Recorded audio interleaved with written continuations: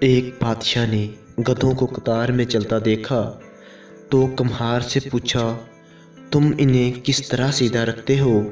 کمہار نے جواب دیا کہ ان میں سے جو گدھا بھی لائن توڑتا ہے تو میں اسے سزا دیتا ہوں، بس اسی خوف سے یہ سب سیدھا چلتے ہیں۔ بادشاہ نے کمہار سے کہا، کیا تم ملک میں امن قائم کر سکتے ہو؟ کمہار نے حامی بھری۔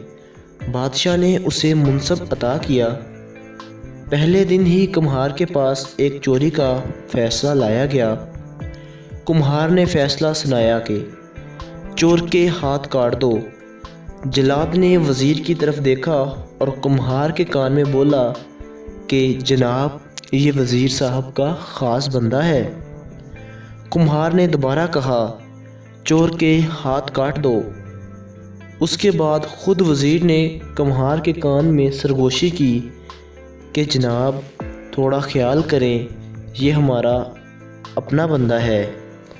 کمہار بولا، چور کے ہاتھ کاٹ دیے جائیں اور سفارشیوں کی زبان کاٹ دی جائے۔